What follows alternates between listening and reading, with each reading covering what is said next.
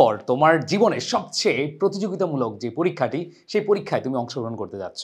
আর এই প্রতিযোগিতামূলক পরীক্ষায় অংশগ্রহণ করা মানেই তোমাকে ডিসকাউন্টে হতাশা ফিল করানো।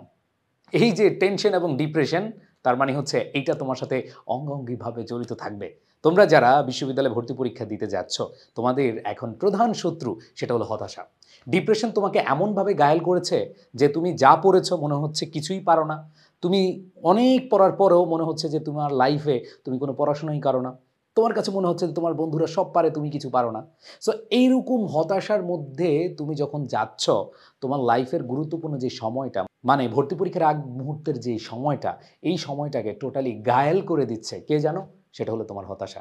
সো এই সময়ে এসে হতাশা কিভাবে দূর করবে এবং আমার প্র্যাকটিক্যাল লাইফ দিয়ে আমি তোমাদেরকে বোঝানোর চেষ্টা করব। আমার এক্সপিরিয়েন্স থেকে আমি বলার চেষ্টা করব, যেহেতু আমিও তোমাদের মতো এই সময়টাকে পার করেছি।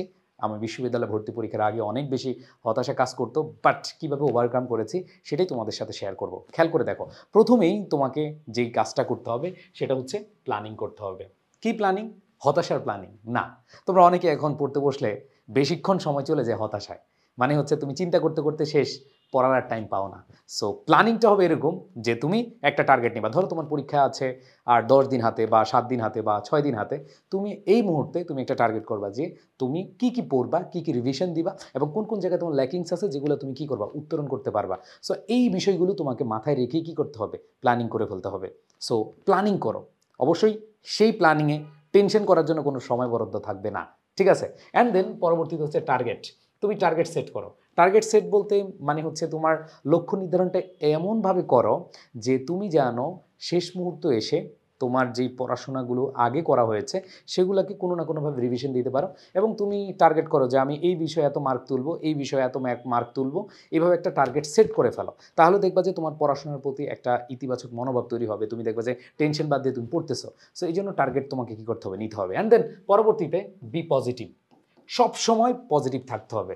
চান্স না পাইলে কি হবে এটা বাদ দিতে হবে। তুমি চিন্তা করে দেখো, চান্স পেলে কি পাবে, তুমি চান্স পেলে তোমার কি কি পরিবর্তন আসবে সেটাকে তুমি মাথায় রাখো। আর তোমরা করো কি, চান্স না পাইলে এই হবে সেই হবে। চান্স না পাইলে, না ওয়ার্ডটা একবার টোটালি বাদ দিতে হবে। তুমি বলবা চান্স পাইলে কি কি, চান্স পাইলে দেখবা যে তোমার এটা হবে ওইটা হবে, এরকম ভালো কিছু জিনিস। এমন না যে চান্স পাইলে সব কিছু পেয়ে যাবা। This a mystery. এখানে অনেকে মানে ইউনিভার্সিটি অ্যাডমিশনকে এত বেশি হাইপে তুলে দেয় যে স্টুডেন্টরা বেশি আরও হতাশ হয়। ভাই আমি বলবো ইউনিভার্সিটি ভর্তি হতে হবে এরকম বিষয় কিছু না। এরকম বিষয় কখনোই চিন্তা করবে না যে ইউনিভার্সিটি ভর্তি হলেই সব। বাট তোমাকে মাথায় রাখতে হবে যে তুমি তোমার যে একটা টার্গেট নিয়েছো ইউনিভার্সিটি অ্যাডমিশনের জন্য, সেটা পূরণ করার জন্য তুমি কাজ করে যাবা, এইটাই, এতটুকুই। বাট তোমার চান্স পাইতেই হবে আর এটা না পাইলে জীবন শেষ, এইগুলো দ্যাটস আর রং আইডিয়া। এবং এই আদর্শে যারা থাকে এরা ভালো করতে পারে না কখনো। ইউনিভার্সিটি জাস্ট হচ্ছে একটা সুযোগ তোমার। এছাড়া অনেকেই ইউনিভার্সিটি না পড়ে অনেক বড় বড় কিছু হয়েছে। সো এটা মাথায় রাখতে হবে আর কি। যাই হোক, এটা আমি তোমাদেরকে বললাম বি পজিটিভ। একবার রিল্যাক্স থাকবা যে আমি প্রস্তুতি নিচ্ছি, হবে ইনশাল্লাহ, এভাবে থাকবা। এরপর হচ্ছে স্টপ থিঙ্কিং আদার্স। তোমরা অনেকেই অন্যদের চিন্তা করো। অন্যদের চিন্তা করো বলতে কি জানো? অন্যদের চিন্তা করো, হ্যাঁ অন্যরা মনে হয় চান্স পেয়ে যাবে, আমি পাবো না, অন্যরা পাইলে এটা হবে সেটা হবে, আবারও সেই মানে আরেকজন নিয়ে চিন্তা ভাবনা। এটা টোটালি বাদ দিতে হবে। হতাশা দেখবে এমনি পালাইছে।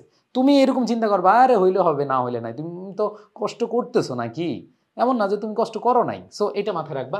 অ্যান্ড দেন হচ্ছে তুমি স্লিপ অ্যান্ড রেস্ট। এই সময় সবচেয়ে প্রবলেম সেটা হচ্ছে ঘুম হয় না।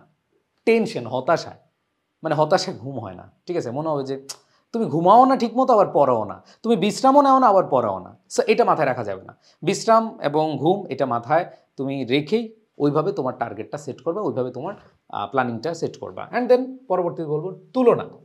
আমাদের মধ্যে এই মুহূর্তে এসে অনেক বেশি আমরা তুলনা করি। ইস, আমার বন্ধু অনেক ভালো পারে, অনেক ভালো পড়াশোনা করছে, জাস্ট তুমি তুলনা করে যাচ্ছ। সো তুলনা করা যাবে না, তুলনা একবারে বাদ দিতে হবে। তুলনা করা মানে হচ্ছে তুমি হতাশার সাগরে ডুবে যাওয়া। দেখবে যে তুলনা করলে তোমার বন্ধু বলে, হ্যাঁ আমি তো শেষ করছি, কিন্তু আসলে সে শেষ করে নাই। তোমাকে সে বিট দেওয়ার জন্য একটা মেডিসিন কি করছে, ইউজ করছে। সেটা হলো তোমাকে ফোন দেওয়া, এই বেটা আমার তো শেষ। এখন তুমি যখন শুনবা রে তার তো শেষ, তুমি শেষ এমনি। সো এইটা টোটালি কি করতে হবে, অ্যাভয়েড করতে হবে। এটা মাথায় রাখা যাবে না। বুঝাইতে পারছি? অ্যান্ড দেন তোমাদেরকে বলবো যে তুমি হচ্ছে ব্যর্থ হবা, তুমি হেরে যাবা, এরকম কোনো জিনিস মাথায় আনবা না। সবসময় তুমি জিতবা, তুমি জিততে যাচ্ছ, এটাই মাথায় রাখবা। ঠিক আছে। অ্যান্ড সর্বশেষ তোমাদেরকে বলবো সেটা হচ্ছে একটা পিওর মাইন্ডসেট নাও। শেষ সময় এসে একটা পিওর মাইন্ডসেট করো যে আমি এই সময়টুকু সর্বোচ্চটুকু দিয়ে আমি পরিশ্রম করে যাব, হইলে হবে না হইলে নাই।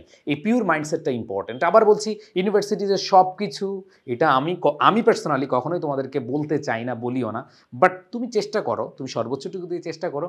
আল্লাহ রাব্বুল আলামিন যদি চাহেন তোমার পরিশ্রম ইনশাআল্লাহ সফল হবে, এটা আমরা সবসময় চাই। সো মাইন্ডসেটটা ঠিক রাখবা। ধরো তোমার ঢাকা বিশ্ববিদ্যালয় হয় না, ঢাকা বিশ্ববিদ্যালয়ের পরে অন্য কোনো ইউনিভার্সিটি তুমি প্রিপারেশন নিবা, সেটা তো তোমার হইতে পারে, না হইতে পারে। সো অন্য বিশ্ববিদ্যালয়ের প্রস্তুতিতে তোমরা যে কাজটা করবা সেটা হচ্ছে অবশ্যই অনেক বেশি স্ট্রং থাকবা। কারণ যেটা হয়, ঢাকা ইউনিভার্সিটি পরীক্ষার পর অনেকে হাল ছেড়ে দেয়, হাল ছেড়ে দেওয়া যাবে না। কারণ হচ্ছে সামনে অনেক সুযোগ আছে, তো সেই সুযোগটা কাজে লাগাতে হবে। বিশেষ করে যাদের টার্গেট অলরেডি গুচ্ছর ডেট দিয়েছে, তোমরা যদি গুচ্ছ টার্গেট করো, আমাদের নির্দ্বিধায় এডুকেশন পেজে নক দিতে পারো।